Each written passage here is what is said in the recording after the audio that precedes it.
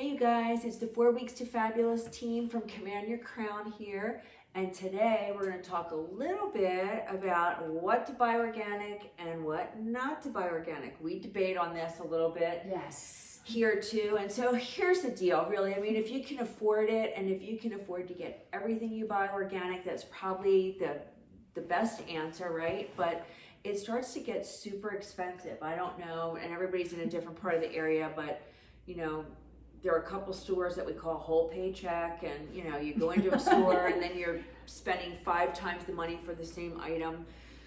So we can't all do that with every item that we need to get in our grocery cart. So there's a list of items called the Dirty Dozen, and the Dirty Dozen are suggested by many different authorities that if you're going to buy organic, and if you can't buy everything organic, at least at all costs, try and buy these 12 items organic. And we're going to put them on our Facebook page too. We'll put a list of the Dirty Dozen, and then we're going to do the Clean 15. We'll list them on our Facebook page for you. But the Dirty Dozen is strawberries, spinach, nectarines, peaches, apples, grapes, cherries. I don't think I left anything out.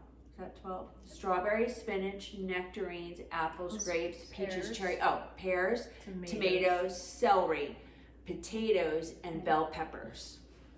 So those are the 12 items to always try and buy organic if you can. Strawberries is at the top of the list because listen to this.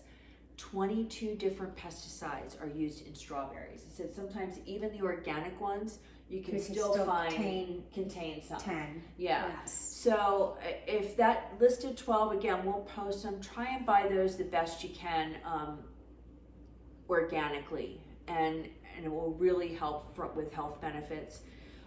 We'll get into the Clean 15. Holly's going to tell us a little bit about those too. But the other thing is even washing these vegetables. We talked about that too, right? Yep. Holly's like, what's the best way? Because tell them what you do to wash your stuff. So I had a doctor tell me that you should wash everything with 25% peroxide and 75% water.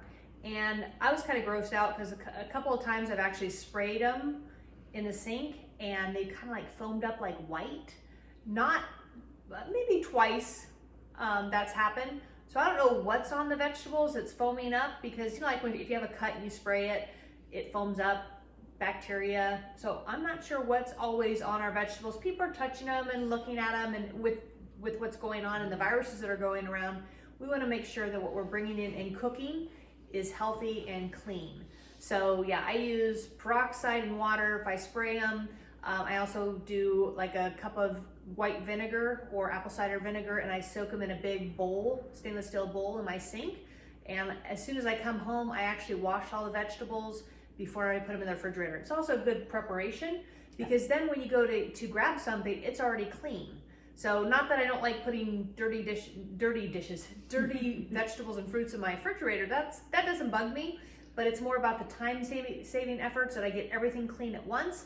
When I'm going to cook dinner, I just grab it. It's already clean. I put them in my green bags. I put them in my little containers so they're all organized and easy to grab. So it makes my basic daily life a lot faster, and that's why I do it. But yeah, when I come home from shopping, all my counters are full of towels because I'm washing everything. And I have a little vegetable brush too that I get my carrots. I was going to say, yeah, authorities usually recommend that you do rinse your vegetables. You use cold water and you rinse your fruits and your vegetables. You use a vegetable scrubber, and if you're going to have any kind of leafy vegetable or celery, things like that in stalks, then soak them in cold water for 2 minutes. Yeah. That's what they recommend, but I have seen people go from extremes where they wear gloves, mask. I mean, they have. I personally have friends that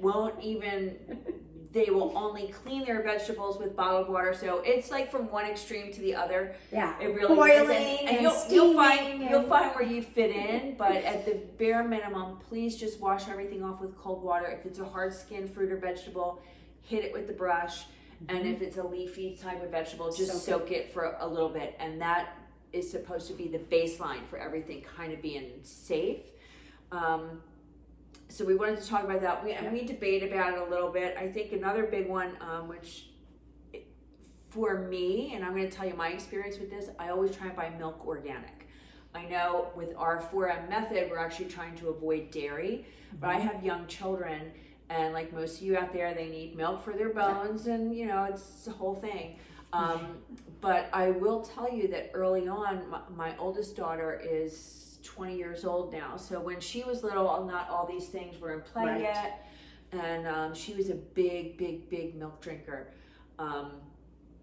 She wound up having a lot of health problems, and a lot of weird issues came up, and it was all traced back to the milk and the hormones in the milk that were affecting her young body in a certain way. So I am going to urge anybody out there, if you are doing milk, at least please try and do that organic and hormone free, and we don't need any of that extra stuff. We have enough crap we have to deal with on a daily basis ourselves. But I don't know, did you have any or you have any experience with any of that? Well, of course, now soy is very prevalent in our groceries. 60% of the products in the grocery store have soy in them, and that also affects hormones. Yes. So that's a big thing to also watch out for, because anybody that has to stay away from that for breast cancer, estrogen dominant people, your children too. It's very important that you're not overloading them on soy. It's not a great thing for us. Yeah, my grandmother used to always say, and I think in every video, my grandmother has something to say.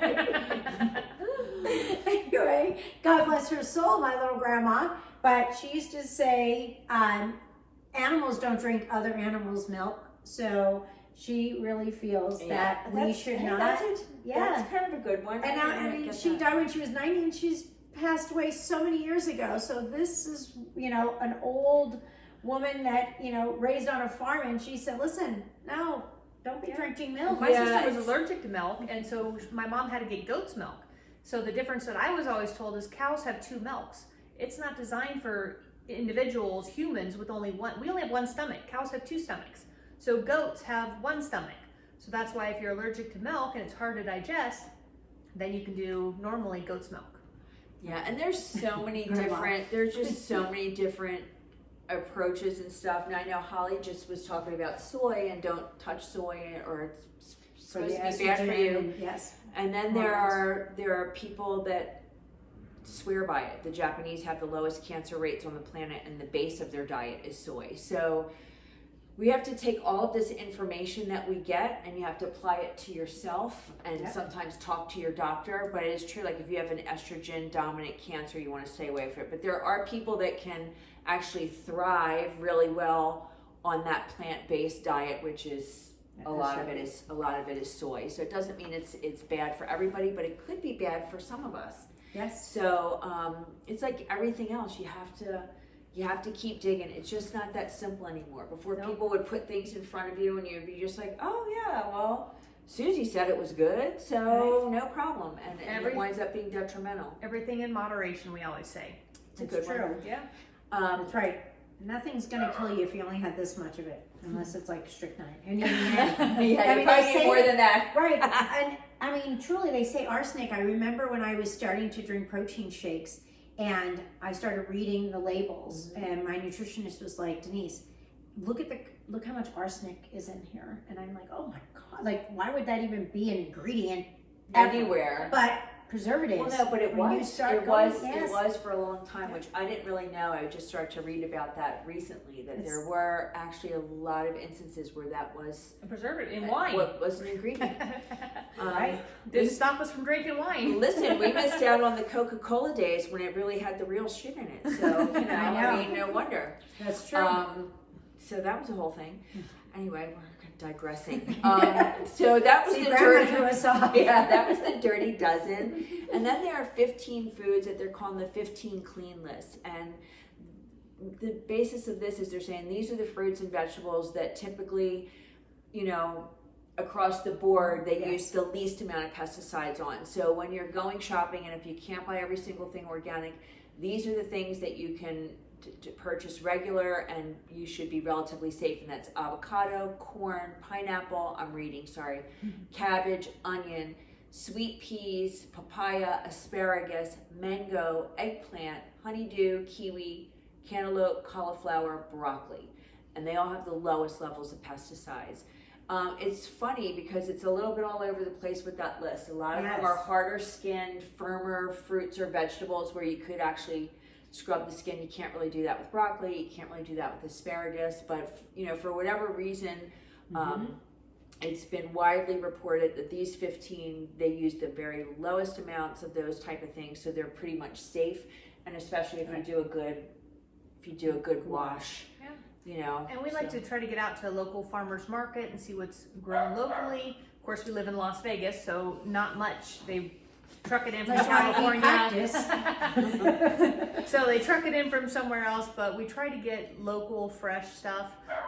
And because we're, you know, trying to eat so many vegetables, you get what you can, what's accessible, and especially with the different seasons. And try to eat as healthy as possible. And these two are actually magnificent little gardeners. When I first met them, I thought I've traveled to a third world country because they had this beautiful garden in their backyard. And I'm like, oh my God, am I in a foreign land? So you guys do a great job growing vegetables. That is something. And if you even like it a little bit, my dad always had one growing up, so I was predisposed to it. He actually helped us when he was here. God, I love you, Poppy. He helped us sort of lay it out initially wherever we were, but we do. I was going to say that's another tip or trick. There's certain things like we grow. Lettuce grows so easily. Kale grows so easily. Swiss chard, super, super simple. We didn't have as great luck with peppers, but we did get some. But we've had a lot of luck with a lot of the leafy vegetables and with tomatoes. Eggplant. And eggplant. Bags big of eggplant and zucchini. And the thing is, if you're growing them yourself, then you kind of know you're safe, right? We went out, we bought really good organic dirt. We're feeding only with stuff that's natural. So the stuff that we're picking from our own garden, we know is great. And if any of you want a little, I don't know, side hustle or a hobby or whatever, it's really, really rewarding when you plant something and you see it come to fruition, and you serve it on the table, and they're really delicious too. So. We crack up because like the first tomato of the season is like, sometimes it's like this tiny little thing, and sometimes a little bit bigger. Normally it's a tiny little one, and we'll cut it. Whoever's home that day, cut it in that many little pieces, and the husbands think we're crazy. A big celebration. And don't be so intimidated by it. I mean, you can start with an indoor herb garden. And then my friend Marla, which I really love this idea, she had what they call a salad bar, and it's out on her patio, but it's like the level of a dresser, or a table. And so you would buy them at Home Depot, and she does the same thing. Everything you would need in a salad, she plants in this little bar, and it grows like crazy. And it's quaint, it's wonderful, and because it's not overwhelming, it's not intimidating like, having a full-grown garden. It's just truly the size of maybe a cocktail table, but it's high at waist level, maybe my breast level, and you just go there and plant all the stuff you put in your salads, and they grow. And then she goes out there and she picks them and makes her fresh salads. That part's amazing. A salad bar. It's amazing. So it doesn't have to give be it so a try. much. Give that a try. Really, it could be. And a lot of times, and now everybody has a Home Depot and a Lowe's near them. They all have nurseries. They do windowsill herb planting boxes that you can do. They have patio tomatoes that are specifically, that hybrid is meant to grow in a pot, so it doesn't have to have the deep watering. So there's all kinds of options out there that it's fun to do. It's kind of relaxing. It's rewarding and therapeutic when you get them on the other end, and it's really delicious. And they're for sure clean because you're in charge of it. But I don't know. That was all. We just wanted to tell you a little bit about the Dirty Dozen and the Clean 15, and to just say, listen, not all of us can buy every single thing organic. So just choose wisely when you go, and that's it. And enjoy. Yes. Bye for now. See ya.